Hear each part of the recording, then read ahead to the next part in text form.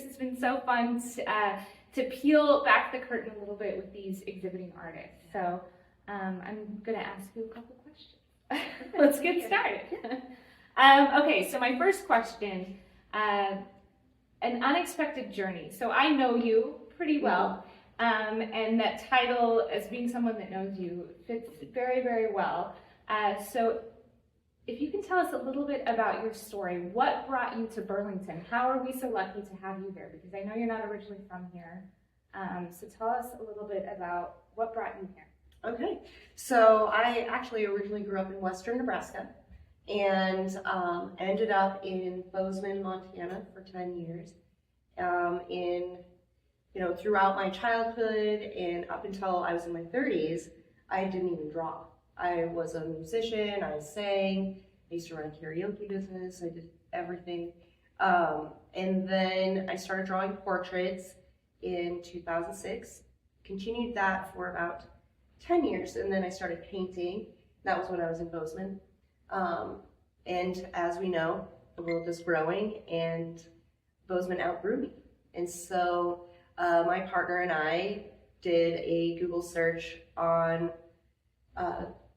online that said it was for best small towns under 100,000 people, and Burlington, Iowa was number 7. So I love, as being a fellow outsider, not from here, I love hearing stories about people moving here and how they acclimated and how they made it their own, and they were able to put their own stamp on the place where they live, which you certainly have. But I love in this show because there's so many paintings and pastel work and drawings, and you've got all sorts of mediums in here. But Bozeman definitely is weaved throughout, and it's really fun for you to be able to give us a glimpse into a place that I know you travel back to, and you have friends and people that you love there, and it's definitely made a mark in your artistic output.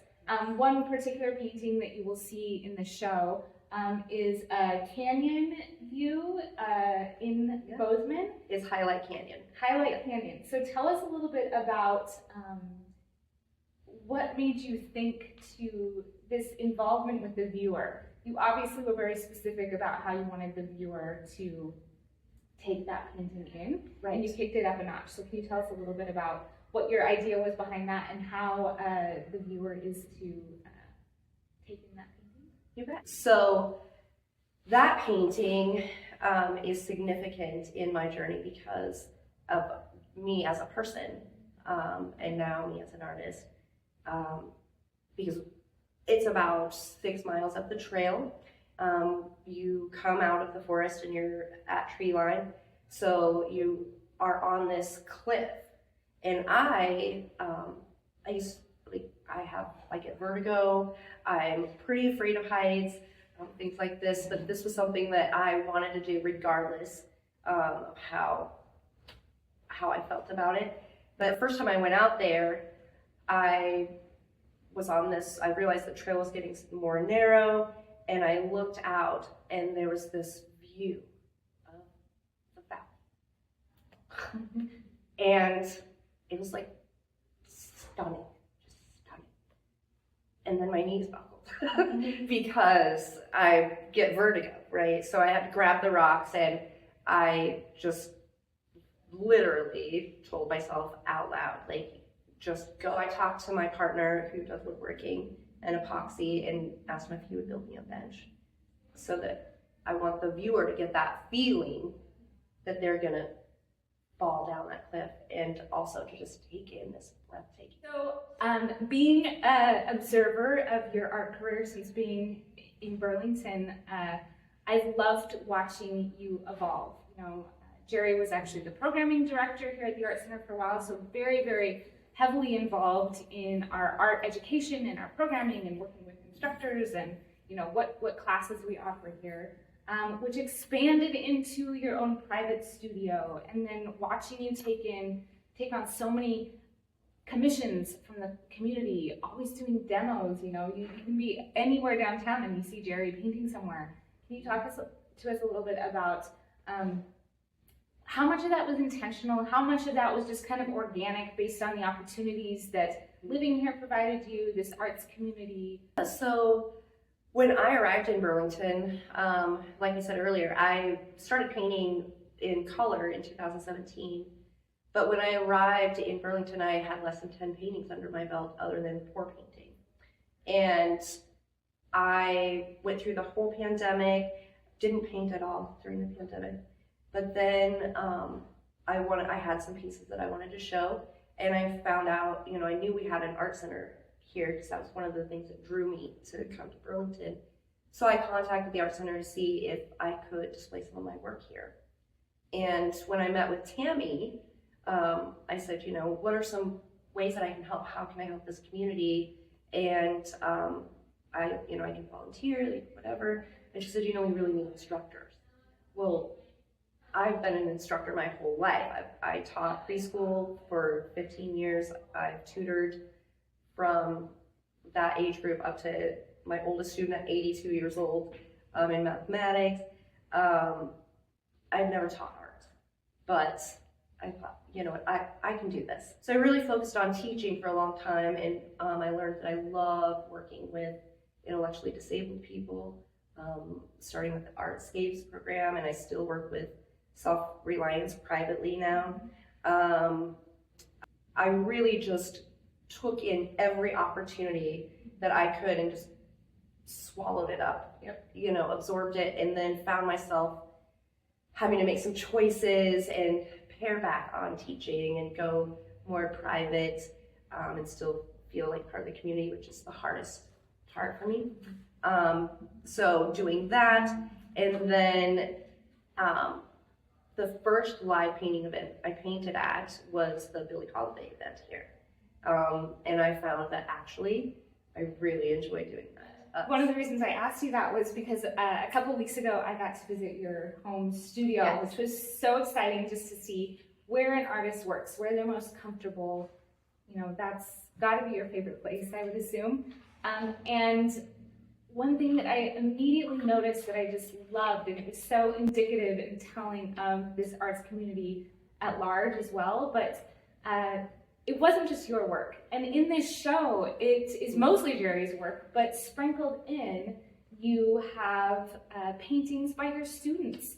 You have paintings by your Artscapes groups. And that was the same in your studio. You're very obviously committed and grounded by your fellow artists, your collaborators. I wanted to hang my students' work here mostly because I want them to feel proud of their work and know that they can do this. So. And I suspect a lot of them will be coming to your opening. They are. Very, very exciting. Yeah, thank you. I'm just so proud of them too. And I remember when I first started painting with David Garrison, right? It was the first art class I ever took was with David.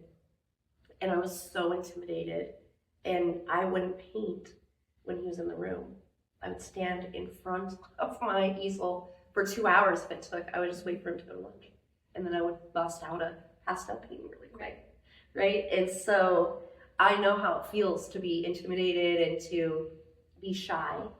And so I'm hoping by my students seeing their work next to mine and how it blends so well and it just looks amazing, that it will encourage them to continue to do that. And not just to sell their work, but just to keep doing art, right? I love collaborating. There are a few collaborations in this show, with one with David Garrison, one with Jesse Tucci. There's several paintings with David around town that I've done. So I know you are very active as you take in a lot of commissions. People come to you and have very specific, maybe sometimes very specific, and maybe sometimes they give you a lot of artistic liberty to, and most people that commission a painting, it's something that's very important to them. It's people that's important to them. It's a place that's important to them. So how did that kind of kickstart, and what does that process look like? I'm very fascinated by that relationship between the buyer and the artist, and getting to this this mutual final point, Mhm. and you'll see a lot of her commission work throughout the exhibition, but I'd love to know more about that process and what that looks like and what that relationship looks like. Mhm. What are some of the struggles? What's the easy part? What's kind of some hurdles that I would assume there sometimes can be? In 2006, I decided I wanted to learn to draw portraits. I didn't do art then at all. I just thought it would be super cool. And then I had a friend who introduced me to a fellow artist, and he gave me some pointers, and then, he sent me off to draw my first portrait. And 100 hours later, I was stunned that I did that. I remember sitting there going, oh, I did that. But key point, you didn't just do it and then if it didn't come easily to you, Oh, give no. up. Like you said, Oh, no. 100 100 hours. So you were 100 hours. dedicated, you were I was all literally in. propping it up in the Right. bathroom while I'm like taking a bath and studying this drawing, to get it right and to get the eyes to look wet. And Good, it didn't I was- come naturally necessarily. You were no, I had to work put at it. in the hours. I had to work at it. Yeah. So from there, I had a lot of encouragement from my friends and family, and they said, you should, people would pay for these. And I was like, oh, okay, well, I'll try that. So I started advertising for commissioned portraits after my very first portrait. And that year I sold 10 portraits. I used to sell them for $100 a piece. And I told them, that you basically are paying me for practice. But, so I started doing that, and I would do that every year around the holidays to make extra money to help pay for Christmas for my kids, because I was a single mom. And so from there, once I started painting in 2017, I, have naturally been drawn to drawing portraits and people. Now I do buildings and dogs, any kind of pets. So the process of that is, I actually don't advertise right now. Most of my work is got from word of mouth from the Art Center of Burlington, referring people or friends, or I run into someone. It's taken a lot of getting outside myself and looking people in the eye, and just asking them if they want a commission. In fact, the commission that's on my easel right now is of Scout from the PARK out on Summer Street, and I'm doing 5 of those portraits, and I just saw them online, and they had some empty walls, so I got a hold of them and said, hey, what can we put on your walls? So I'm doing a series of 5 pet portraits for them. 3 of them are out there already. I'm working on this one, just started it this morning. So I get a hold of the person, they contact me, we have a consultation, talk about what they want, what mediums. The advantage that I have of having such a diverse style is my customers can choose any medium or style. I can do anything from very impressionistic to pretty realistic. So we talk about those sorts of things, and I have them send me as many pictures as possible, or I'll do just a quick photo shoot with them to get the right lighting, and then I head to my studio, get the drawing on the canvas. It usually happens around 3 in the morning, and then I get to working on it. There's a lot of studying, sketches. I have lots of sketches around for the works that I've done. Once I get the sketches done, then I contact the customer again. Then they can approve it. So Jeri, I'm watching your private studio just grow and grow and grow. Tell me about that. What's that process been like? What's that like? How can people contact you to take a class, come to your studio? It's a magical place. I love going there. It was such a beautiful treat. Oh, thank you. So tell us about. So my class schedule has changed. It's kind of developed into a more private, semi-private setting versus giant groups of people. I still do, and I'm happy to do a giant group of 40 people. Like, I love doing those big classes. But in my private studio, I do a group that started out as an open studio concept that I developed from, or not developed, I inherited from Jason.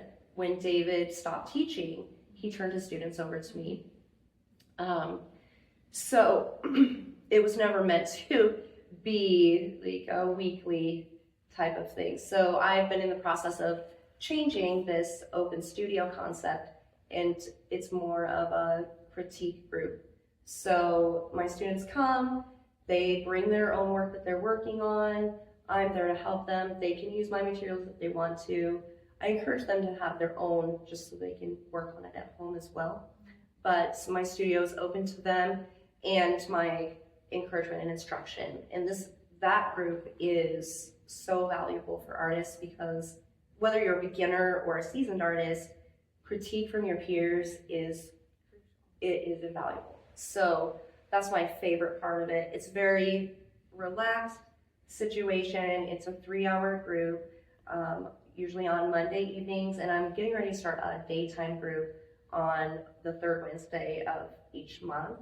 But I have that critique group on Monday evenings. I've been doing that now for almost 3 years now. Have a group. I have some die-hard students that sometimes they will be the only ones. Sometimes I have 10. So critique is so valuable in anything. I think to understand how much just we as individuals, how profound and helpful critique can be in anything. And artists need to be around other artists. And yes, you can, it's like our artist-to-artist group. You'll have artists that have been working for decades and then newer artists, and to just have this ecosystem of different perspectives, but also everyone wants each other to succeed, but they can be honest, and critique is so valuable. Yeah. That group is amazing. It's important to accept that we are subject to critique, and how do we take that and how do we take it in and interpret it and use it to make us better in whatever that we're doing. Right. And I love that. So contact you on your website. Yes, you can contact me on my website at jerisparks.com, or you can email me at jeri@jerisparks.com. So, yeah, and advice would you give to somebody pursuing this as a field? What advice would you give a young person looking to start an art career? I would say find a mentor. Find an artist that you admire and that you value their accomplishments, they have experience, and really, really use your resources. Talk to other artists, accept critique. Critique is way more than just like, this is what's wrong with your painting. Right. It's also about, this is what works, where are you going with this? You get those encouragement, Well, sometimes you're in your own head, and you need someone to be like, keep at it. Right. Look, you're on the right track. Right? Keep going. Right? Yeah. Look how good you are. I want to dial down on that a little bit deeper and explore that as you were speaking, because being an artist it's so much about relationships, maybe some people might think, you're in your studio and you're just making paintings. Like this commission process, it's very much a customer relationship. And how, you run your own art business. Mm-hmm. Do you find that you're wearing one hat, the artist, and you take that off and you put on your business hat, or do you never take them both off? How do you manage that? That's something that we talk about a lot here is, it's one thing to work in your studio, but this is how you make a living. This is your career. This is your job. How do you navigate putting those two hats on? Because they're very different things. I wake up super early in the morning, and sometimes that could be as early as 1:30. One day last week was 1:30. And then I get up, I have my coffee. I only give myself a certain amount of time to sit in the morning, and then I go straight to my studio. So I'm usually painting by 4 a.m. and then I'll paint until I'm tired. So that's around 11 or 12, like I need a break, I need to eat something by then.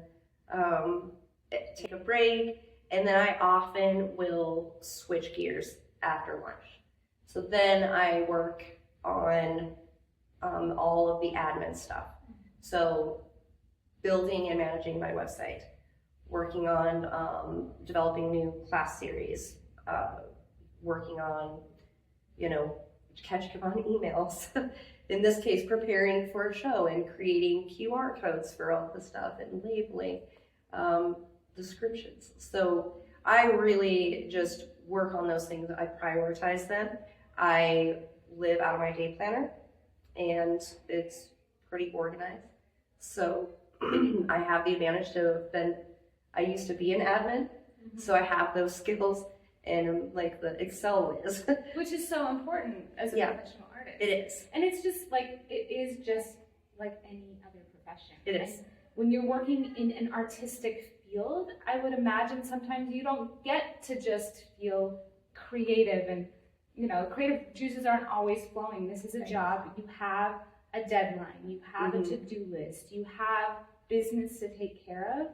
And I think sometimes you assume that it's just all being creative and that, you're just waiting for inspiration to come. But sometimes I think inspiration is just putting your head Yes. to the paper and just plugging away and getting it done. Yes. And in a world where things are constantly changing, things go in and out, and there's new technology and there's new this, and we're just constantly bombarded and drowning in information and different things to do. What do you think it is that, how do you know art will stand the test of time? Why will art and artistic expression always have a place in this world? Why will we always be grounded in it? Because artists are the recorders of history. And we know that because we have art from clear back, caveman days. And artists are also not afraid to talk about hard things. And we do that in our work. A lot of my work does that. So I think that art will always be around because we will not allow for it not to be. So. Good answer. Yeah. Awesome. Well, thank you so much, Jeri. I could talk to you all day, and I will keep talking to her off camera. It's just a joy to have met you many years ago and to watch your work continue to grow and evolve, and getting to be on the sidelines and watching is just an absolute pleasure. Jeri's show is open, and don't forget, next week, Art of the Cocktail at the Nightcap on Thursday, March 13th. You can get a nice postcard with an image of Jeri's work. They are artfully curating a cocktail that you will learn how to make inspired by Jeri and her work. And then you will also be there doing a painting. I am. Over at Nightcap. Doing a painting, Yes. of a new painting. I'm going to start a new one. So that's March 13th. And stop in. Jeri has a little mini studio set up in here in the gallery. So if you come in, you might catch her painting and working on something. But thank you so much, Jeri. Well, thank you for having me, and as always, thanks for letting me be part of the family here. So You are a part of the family, always and That's forever. That's right.